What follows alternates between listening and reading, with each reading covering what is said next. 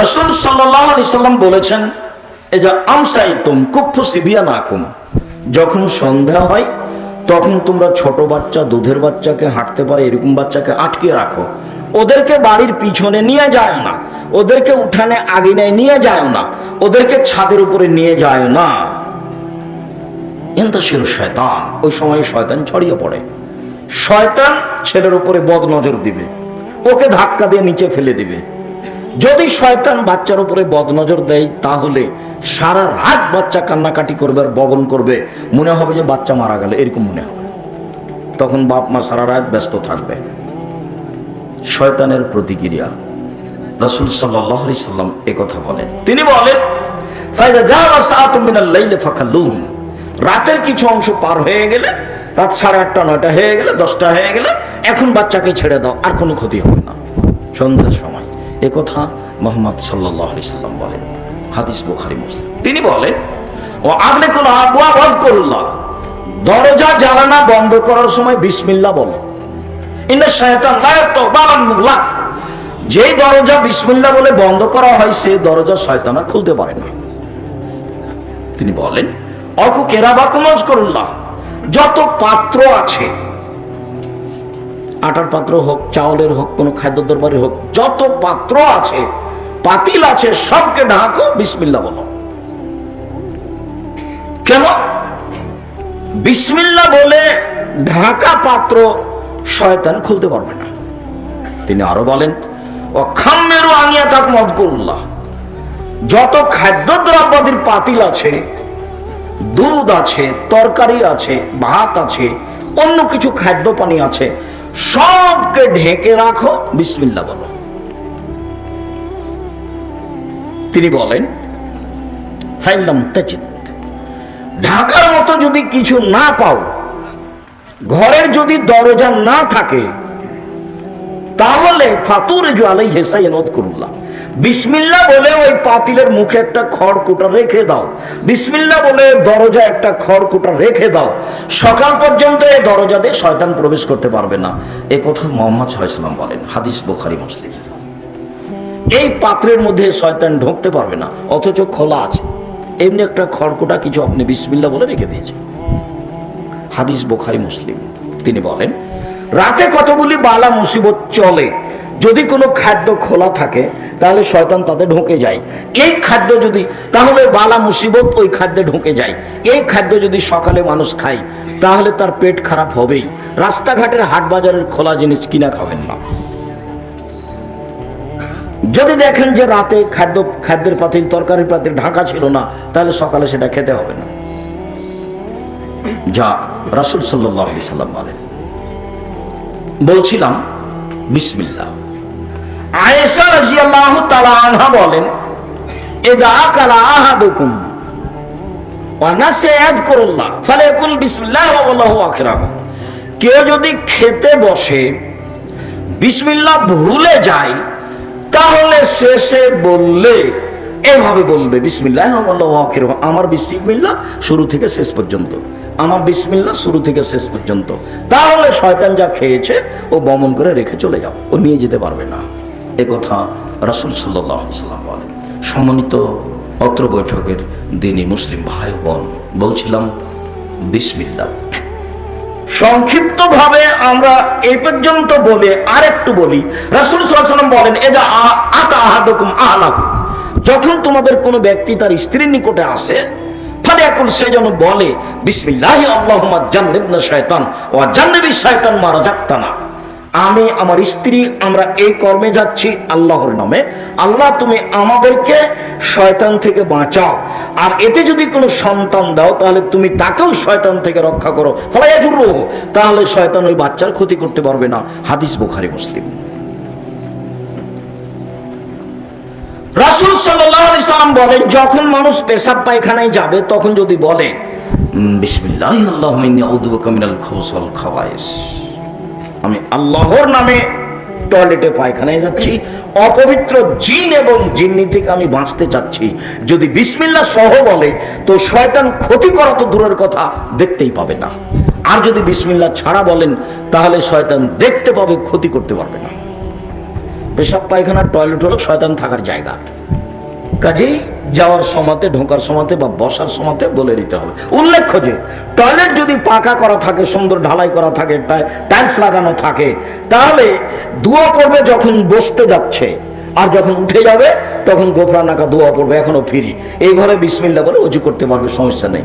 ওই ঘর তো তার শহর ঘরের চেয়ে অনেক সুন্দর। তো ও দোয়া পড়বে পেশাব পায়খানার যখন বসতে যাচ্ছে, আর যখন উঠতে যাচ্ছে তখন দোয়া পড়বে। বাকি ও স্বাভাবিক মানুষ, অতএব এখানে বিসমিল্লাহ বলে অজু করতে কোনো সমস্যা নেই। সম্মানিত দিনী ভাই বোন, আপাতত বিসমিল্লাহ। বরকত ভিন্ন জিনিস, রুজি ভিন্ন জিনিস। জাবের রাদিয়াল্লাহু তাআলা আনহু বলেন, রাসূল সাল্লাল্লাহু আলাইহি সাল্লাম বলেছেন,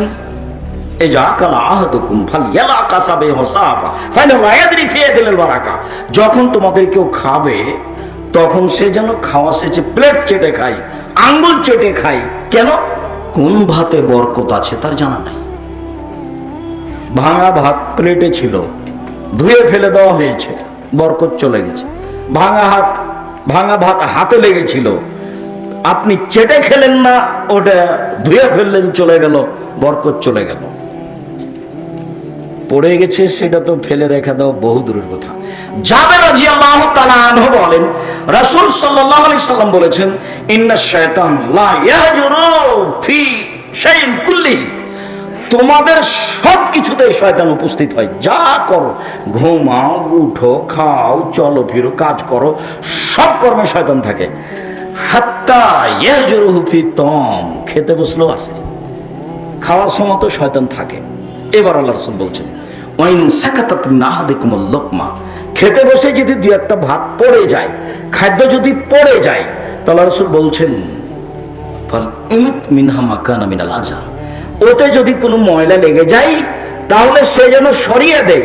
ওয়াল ইয়াকুলহা, সেটা যেন খেয়ে নেয়। ওয়ালা ইয়াদাহা লিশাইতান, সেটা যেন শয়তানের জন্য ছেড়ে না রাখে। ফাইনাল লা ইয়াদরি ফি আল বারাকা, তার জানা নাই কোন ভাতে বরকত আছে।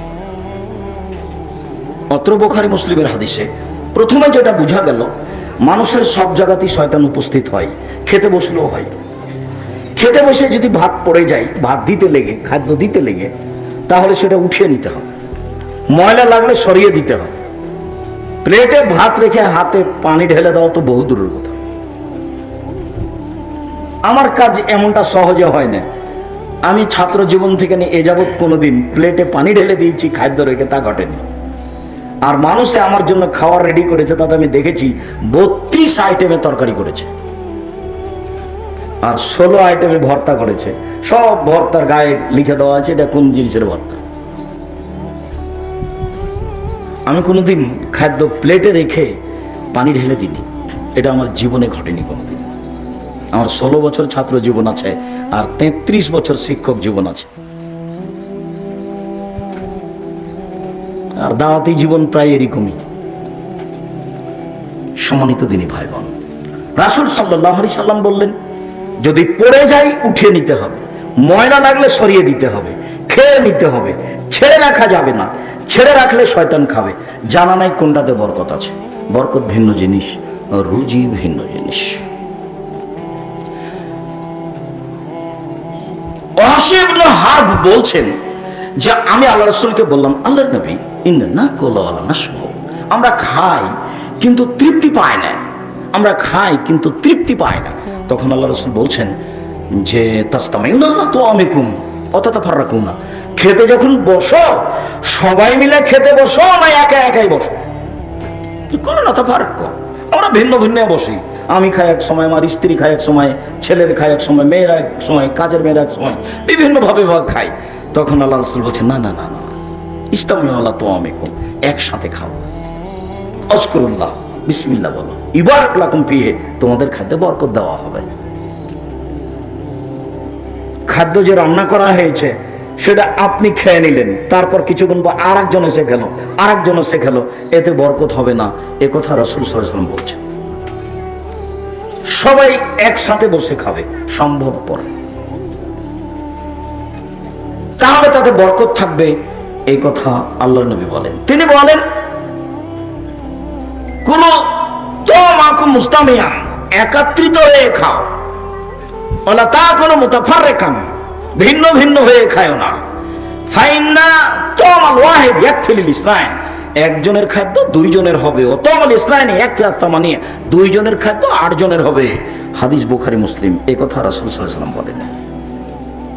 বরকত 5 থেকে খেতে শিখতে হবে, 5 থেকে খেলে বরকত হয়।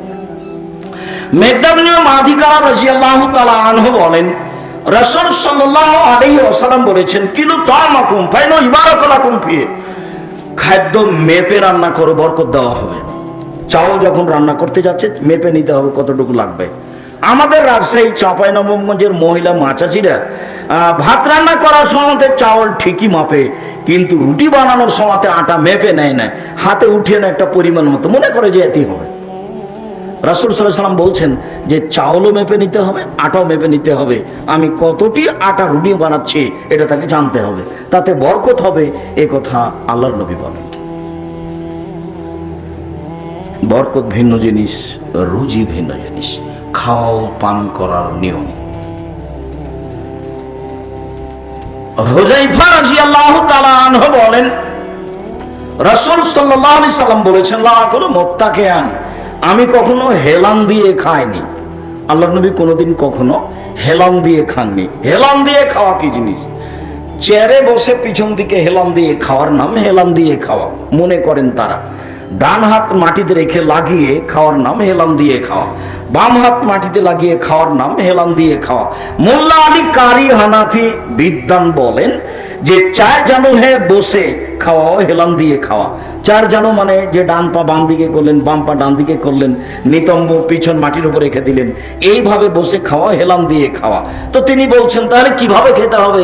তখন তিনি বলছেন, পেশাব পায়খানায় যেভাবে বসে এইভাবে বসলে উরুর সাথে পেটটা চাপা থাকবে, তখন খেতে কম পারবে, কম খেতে হবে, এই হিসাবেই এইভাবে বসতে হবে, এটাই সুন্নাত। তিনি এই কথা বলেন। তবে রাসূল সাল্লাল্লাহু আলাইহি সাল্লাম হেলান দিয়ে খাননি, এই কথা রাবি সাহাবী বলেন। হেলান দিয়ে কি জিনিস তা স্পষ্ট আল্লাহ রাসূল বলেননি। বিদ্বানগণ মনে করেন হেলান দিয়ে খাওয়া এইভাবে খাওয়া। তাতে মোল্লা আলী কারি বলেন যে হাঁটু উঠিয়ে পেটের সাথে উরু লাগিয়ে বসে খেলে পেটটা চাপা থাকবে, তখন খাওয়া কম হবে, কম খেতে হবে, এ কথাই ঠিক। প্রথমের আলোচনাতে আল্লাহ বলেছেন বেশি খায় না, বেশি পান করো না। বেশি খেলে বেশি পান করলে আল্লাহ তাকে পছন্দ করেন না, ঘৃণা করেন না, এইটা ধ্বংসের লক্ষণ। এই কথা আল্লাহর নবী বলেন, এই কথা আল্লাহ তাআলা বলেন। সম্মানিত দিনী ভাই বোন, আনাস রাদিয়াল্লাহু তাআলা আনহু বলেন, মা কানা রাসূলুল্লাহ সাল্লাল্লাহু আলাইহি ওয়াসাল্লাম আলা খেওয়ানিন ওয়ালা ফি শুকরুজাতিন ওয়ালা খুবাইজালাহু মুরাক্কাব কিলালে কাতাদা আলা সাইন ইয়াকুল কিলালা সফর। আল্লাহর নবী কোনোদিন চেয়ার টেবিলে বসে খাননি। আল্লাহর নবী কোনোদিন এইভাবে খাননি যে অনেকগুলো খাদ্য তরকারি ছোট ছোট পেয়ালাতে তার জন্য সাজানো হয়েছে, এইভাবে খাননি। আল্লাহ রাসূল কোনোদিন চিকন আটার রুটি খাননি। এইভাবেই এগুলো না খেয়ে তিনি দুনিয়া থেকে চলে গেছেন। তো কাতাদা রাদিয়াল্লাহু তাআলা আনহুকে বলা হলো তিনি কিভাবে খেতেন, তো তিনি বললেন দস্তরখানে বসে খেতেন। আগে দস্তরখান বিছিয়ে দিতে হবে, চৌকির উপরে হোক, মাঝাতে হোক, মাদির হোক, কাপড় হোক, কিছু বিছিয়ে দিতে হবে, তাতে বসে খেতে হবে। খাদ্য পড়ে গেলে সেখান থেকে তুলে নিতে হবে। এটাই খাওয়ার নিয়মে উল্লেখ হয়েছে, যা বুখারী মুসলিমের হাদিস। রাসূল সাল্লাল্লাহু আলাইহি সাল্লাম বলেন, সম্মানিত দিনী ভাই বোন, চেয়ার টেবিলে খাওয়া আমরা হারাম বলতে পারি না, তবে পছন্দ নয়। আল্লাহ রাসূল খাননি, এ কথাই ঠিক। সম্ভবপর এড়িয়ে চলাই ভালো। আর অত প্রস্তুতি নিয়ে খানা পানি করতে হবে না, সময় বেশি দিন নেই। হঠাৎ দেখেছিলাম বয়স ছিল 40, এখন দেখি 60। হঠাৎ দেখবো যে আমি শেষের দিকে চলে এসেছি, তার নাম জীবন। কয়দিন যে বাঁচলাম, হিসাবের খাতায় কিছু পেলাম না। সকালে ভালোই ছিলাম, সন্ধ্যা এসে দিন শেষে দেখি কিছুই নাই। কাজেই এইভাবে দাঙ্গাবাজি করে, জুলুম নির্যাতন করে, অন্যায় অবিচার করে, মানুষের যেখানে সেখানে বসে দাঙ্গাবাজি করে মানুষকে অপমান করে দিন কাটানোর প্রয়োজন নাই। আমি যেটা বলেছি মনে রাখবেন, মানুষের জীবনে 4টা জরুরি কাজ। 1, 5 ওয়াক্ত সালাত, এর চেয়ে কোনো জরুরি কাজ মানুষের জীবনে নেই। 2, হালাল রুজি যেভাবেই হোক। 3, কোরআন তেলাওয়াত, অন্তত সূরা ইখলাস। দুজন যেখানে বসে আছে সেখানে বসবেন না, যার নাম আড্ডা পিটা। ভুলেও কোনোদিন কোথাও বসে গল্প জমাবেন না। গল্প জমাতে গিয়ে হঠাৎ যদি কোনো কথা বদনাম চলে আসে, সারা জীবনের নেকি এক পাল্লায় দিয়ে ওই বদনাম এক পাল্লায় দিয়ে সফল হওয়া যাবে না। রাসূল সাল্লাল্লাহু আলাইহি ওয়াসাল্লাম বলেছেন, সব পাপ ক্ষমা হবে কিন্তু ঋণের পাপ ক্ষমা হবে না। ব্যাংকে চাকরি করে কত খুশি, কয়েক লক্ষ টাকা ঋণ নিয়ে বাড়ি করেছে, বউ বেটা নিয়ে খুশি হয়ে খায়, পাগল হয়েছে, ওর জানা যায় হবে না। আশেপাশে সবাই বলছে তুমি কি চাকরি করো, দেখো তো ব্যাংকে কত লোন দিয়েছে। লোন নিয়ে ব্যবসা করাই হারাম, লোন নিয়ে বাড়ি গাড়ি করা হারাম। লোন নিতে পারে, ছেলে মেয়ের আহার আজকে সারা দিনের মধ্যে নেই। ওই যে অনেক দিন আগে পড়েছিলেন, অনেক দিন আগের কথা, হুগলি শহরে হাজী মোহাম্মদ মহসেন নামে একজন লোক বাস করতেন। হঠাৎ রাতে চোর ঢুকলো, আলো জ্বালিয়ে দেখলেন চোর ঘরে ঢুকেছে। তিনি জিজ্ঞাসা করলেন, কেন চুরি করতে এসেছ? উত্তরে বলল, আমার ছেলে মেয়ের কান্নাকাটি সহ্য করতে না পারায় কয়েকদিন ঘুরেছি, কোনো খাওয়ার পাইনি, কান্নাকাটি সহ্য করতে না পারায় চুরি করতে এসেছি। হাজী মোহাম্মদ মহসেন তার হাতে কিছু টাকা দিলেন আর কিছু খাদ্য দিলেন, বললেন এই টাকা নিয়ে ব্যবসা করো, 15 দিন পরে আমার সাথে দেখা করিও। হাজী মোহাম্মদ মহসেন অতীব দয়ালু লোক ছিলেন হুগলি শহরে। তো ওই যে চোরটার অবস্থা যেটা লেখক লিখলো, সত্য হোক আর মিথ্যা হোক, এই সময়তে লোন নিতে পারে। তাছাড়া লোন নিয়ে ব্যবসা করবে। রাসূল সাল্লাল্লাহু আলাইহি সাল্লাম সালাম ফিরার পূর্বে প্রত্যেক দিন একটা দোয়ার একটা বাক্য পড়তেন। শেষে সেই দোয়া শেষে আছে, আল্লাহুম্মা নাউযু বিকা মিনাল মাসামি ওয়াল মাগরাম। তোমার কাছে বাঁচতে চাই বড় পাপ হতে, তোমার কাছে বাঁচতে চাই ঋণ কর্জ হতে, তোমার কাছে বাঁচতে চাই বড় পাপ হতে, তোমার কাছে বাঁচতে চাই ঋণ কর্জ হতে, তোমার কাছে বাঁচতে চাই বড় পাপ হতে, তোমার কাছে বাঁচতে চাই ঋণ কর্জ হতে। আল্লাহর নবী ঋণ কর্জ থেকে আল্লাহর কাছে দিন রাত পানা চাইতেন, বাঁচতে চাইতেন। সেটা জায়েজ হয় কি করে? রুজি ছেলে মেয়ের নাই, তখন কর্জ নিতে হবে, সেটা ভিন্ন জিনিস। কাজেই কোথাও আড্ডা পিটবেন না, ঋণ নিয়ে কিছু করতে যাবেন না। অল্প সময় জীবন, চলে যেতেই হবে, আজ হোক আর কাল হোক, সময়ের ব্যবধান। সম্মানিত দিনী ভাই বোন, বলছিলাম খাও পান করার নিয়ম। আবু হুরায়রা রাদিয়াল্লাহু তাআলা আনহু বলেন, মা রাসূলুল্লাহ সাল্লাল্লাহু আলাইহি ওয়াসাল্লাম তামান কাত্ত ইনস্তাও আকালাহু ওয়া ইনকারহু তারাকাহু। আল্লাহর নবী খেতে বসে কোনোদিন কোনো খাদ্যের নিন্দা করেননি। ভালো লাগলে খেয়েছেন, নইলে ছেড়ে দিয়েছেন, ভালো লাগলে খেলেছেন, নইলে ছেড়ে দিয়েছেন। বলেননি লবণ বেশি হয়েছে, কি করো এগুলো রান্না করো। বউকে মারা তো বহুদূরের কথা, গালি দেওয়া তো বহুদূরের কথা, ওই সময় তো মুখ খুলতে পাবেন না। মুখ খুললে খাদ্যের নিন্দা করা হবে। কাজেই আল্লাহর নবী কোনোদিন কোনো খাদ্যের নিন্দা করেননি। ভালো লাগলে খেয়েছেন, নলে ছেড়ে দিয়েছেন, বলেননি এই। অতএব মন্তব্য থেকে বেঁচে থাকার চেষ্টা করুন। সম্ভবপর কম খাবেন। কম খাওয়ার ব্যাপারে আল্লাহ রাসূলের কথা যেটা শুনেছেন সেটাই ঠিক। উমামা বাহিলি রাদিয়াল্লাহু তাআলা আনহু বলেন, রাসূল সাল্লাল্লাহু আলাইহি ওয়াসাল্লাম বলেছেন,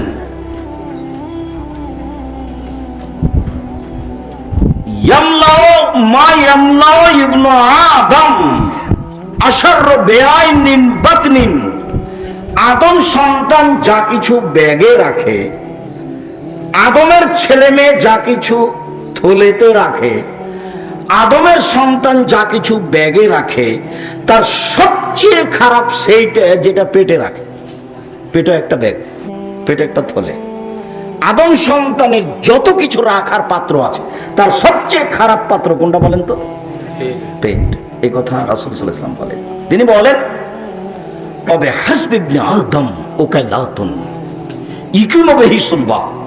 আদম সন্তানের উচিত ওই পরিমাণ খাবে যাতে তার পেটটা ঠিক থাকে, পিঠটা ঠিক থাকে, ও যেন চলতে পারে, ও যেন বাঁচতে পারে, এই পরিমাণ খাবে। পরের বাক্যে বলছেন, ওয়াইন কানালা মাহালা, খাওয়াই যদি লাগে তো 16 মিন তামিন ও 16 মিন সারাবিন ও 16 লিন-নফস। 3 ভাগের 1 ভাগ খাদ্য, 1 ভাগ পানি, 1 ভাগ শ্বাস প্রশ্বাস। পানি বেশি হলে শ্বাসের অসুবিধা হবে, শ্বাসের অসুবিধা হলে অসুখ হবেই। খাদ্য বেশি হলে শ্বাস প্রশ্বাসের অসুবিধা হবে। আর পেটে তো কোনো মেশিন নাই, আপনি যেটা খেয়েছেন ওটা তো মেশিন দিয়ে ডলে দেওয়া হয় না। পানিতে পেটে একটা পানি জমা হয়, ও সেই পানি ওটাকে ডলে দেয়। যদি খাদ্য বেশি হয় তাহলে পানি কমে যাবে, তখন বদহজম হবেই। আর যদি খাওয়া বেশি হয়, পানি বেশি হয়, তাহলে শ্বাসের অসুবিধা হবেই, আপনি বুঝতে পারেন আর না পারেন। শ্বাসের যখন অসুবিধা হবে তখন তার অসুখ হবে। কাজে খাওয়ার ব্যাপারে খুব সতর্ক সাবধান থাকতে হবে। সম্মানিত দ্বীনি মুসলিম ভাই বোন, খাওয়ার শেষের অংশে চলে আসলাম। খাওয়ার শেষে কি বলি?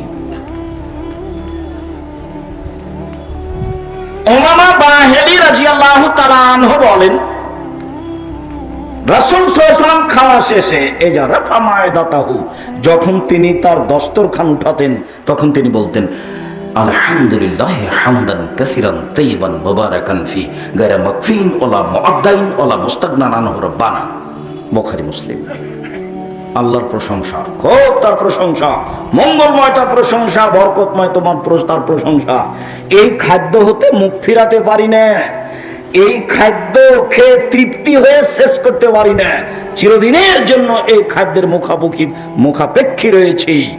এই দোয়া রাসূল সাল্লাল্লাহু আলাইহি ওয়াসাল্লাম পড়তেন খাওয়া শেষে, আলহামদুলিল্লাহ হামদান কাসিরান তাইয়িবান মুবারাকান ফি গায়রা মাকফিন ওয়ালা মুআদ্দাইন ওয়ালা মুস্তাগনান আনহু রাব্বানা।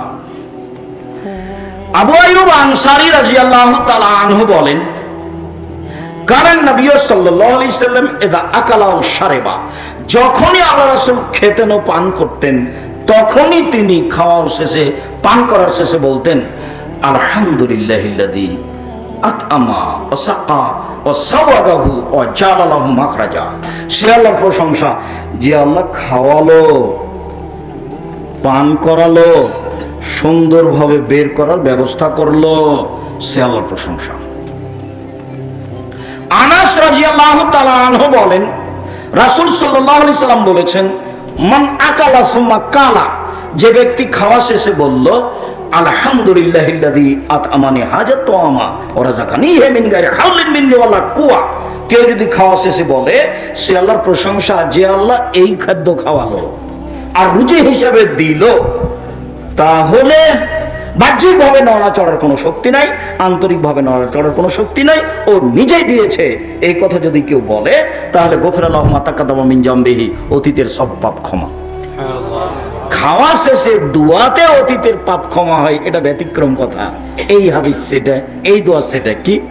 আলহামদুলিল্লাহিল্লাযী আতআমানি হাজাত তাআমা ওয়া রাযাকানিহি মিন গায়রি হাওলিন মিন্নি ওয়ালা কুওয়া। তাহলে খাওয়া শেষে বললে অতীতের সব পাপ ক্ষমা হয়ে যাবে। আব্দুল্লাহ ইবনে বসর রাদিয়াল্লাহু তাআলা আনহু বলেন, আল্লাহর নবী একদিন আমাদের বাড়ি আসলেন, আমার আব্বার কাছে। ফাকাররাবনা ইলাইহি তুআমান, আমরা রাসূলের কাছে খাদ্য পেশ করলাম আর একটা হালুয়া পেশ করলাম।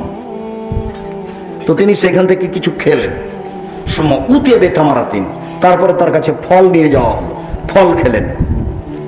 সুম্মা উতিয়া বিশারবিন, তার কাছে কিছু পানীয় নিয়ে যাওয়া হলো, তিনি পানি পান করলেন বা পানীয় পান করলেন। এরপরে উনি চলে যাবেন।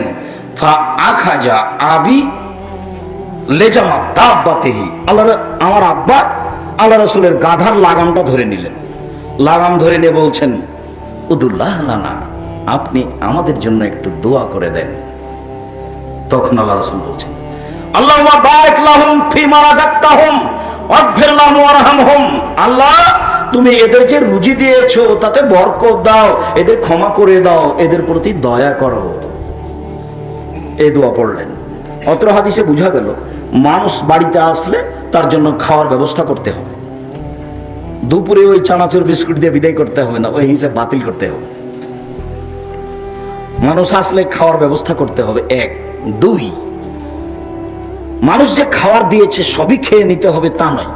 ছেড়ে দিলে যে মানুষ পেটুক মনে করবে সেই জন্য ছাড়া যাবে না তা নয়। আল্লাহ রাসূল সম্পূর্ণ খেলেন না, কিছু খেলেন, তারপরে কিছু রেখে দিলেন। তারপরে খাওয়ার শেষে ফল দিলেন, বোঝা যাচ্ছে যে খাওয়ার শেষে ফল, এটাই ঠিক। তারপরে পানি দিলেন, শেষে পানি খাবে, এটাই ঠিক।